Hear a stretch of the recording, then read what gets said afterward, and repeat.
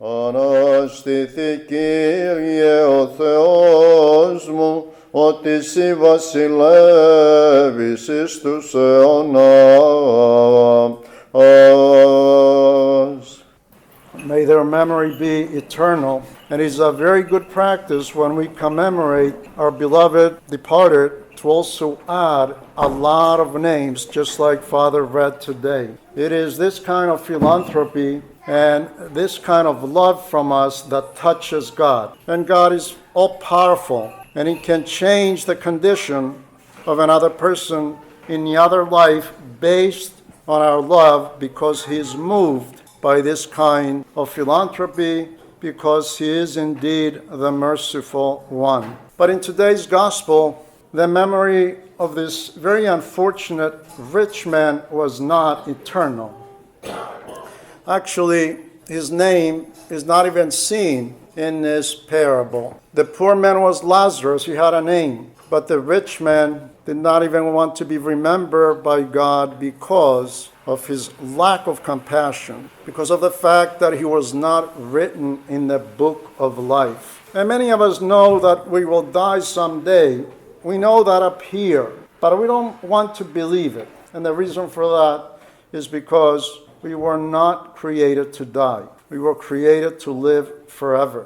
Death is an enemy of mankind. It was not supposed to happen, but it happened because of our disbelief and because of disobedience.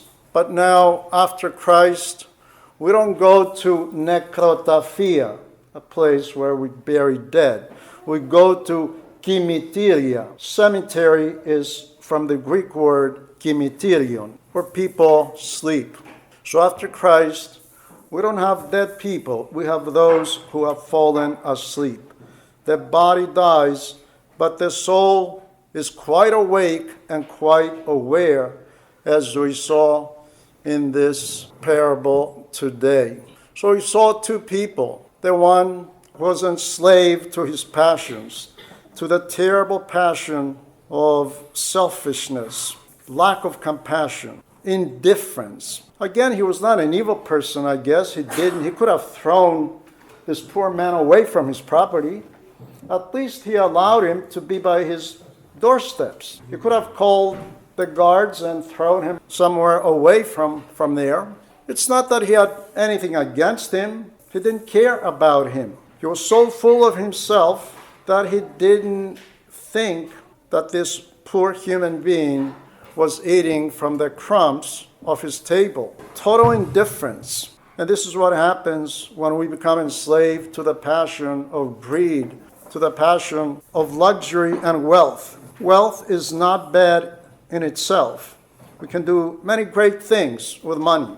But unfortunately, the danger with wealth is that we can become self-centered, selfish. And that's why Christ says, be aware, lest your hearts become heavy with drunkenness, carousing, and worldly cares, when we are constantly seeking pleasure and how to please ourselves.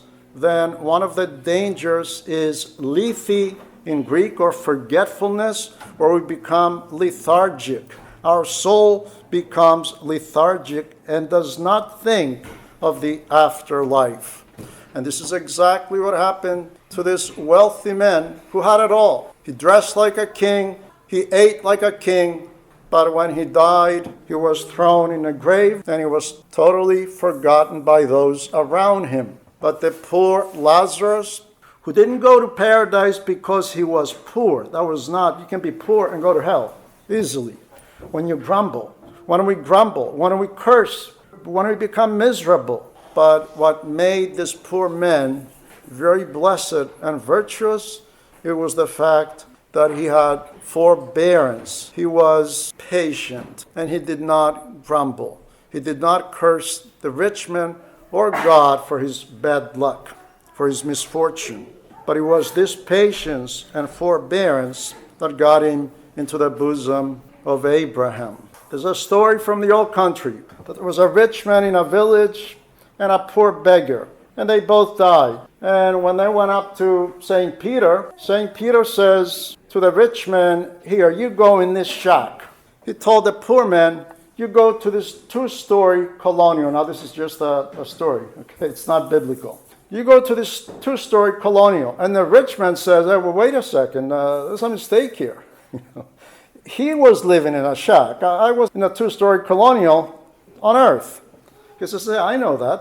But what did you send up here? What kind of investments? What kind of money? What did you send up here? What kind of building materials did you send up here for us to build you something? You didn't send us anything. But this poor man, this poor beggar, was sitting at the corner of the village, and he was begging all day long. At the end of the day, he would walk across the village and go to the other beggar, a blind man, and he would see if he made any money for the day. And if he didn't get any money, then he would throw enough coins in there for him to be able to take some food to his family. And he did this all his life. And now, with all this money that he sent up here, we build him this 2-story colonial. And you send nothing.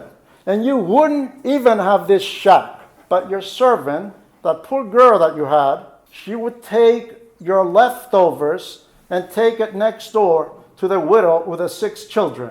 And it was your food that kept that widow and the 6 children alive, and they grew up and they did well. And because God is righteous, and because this was your food, it was this food that built you this little shack up here. Και νυν και αεί και εις τους αιώνας των αιώνων. Αμήν. Αγίο Πνεύματι Θεόλογον δεσπόμεν, σοι Θεός, ζωή, έρος, κόσμος, σοι Χριστότης, σοι βασιλεύεις εις τους αιώνας. Επί της ειρήκος ημείς τας αυλάς προσβόμεν Κυρίου, χαράς πολλής πληστής, ευχάς αναπέμπω. Επί κονταβή τα φοβερά τελεσιουργείτε, Κύριε κυφλέγον, απαντάς χρόνων. Δόξα Πατρί και Υιό και Αγίο Πνεύματι. Και νυν και αεί και εις τους αιώνας των αιώνων. Αμήν. Αγίο Πνεύματι ζωαρχική αξία, εξού παν ζωών εψυχούτε, ως εν Πατρί, άματε και λόγο. Περνάστε Κύριε ο Θεός μου, ότι εσύ βασιλεύεις εις τους αιώνας. Αναστήθη Κύριε ο Θεός μου, ότι εσύ βασιλεύεις εις τους αιώνας. Εξομολογήσουμε εσύ Κύριε δικαιοσύνη μου. Αναστήθη Κύριε ο Θεός μου, ότι εσύ βασιλεύεις εις τους αιώνας.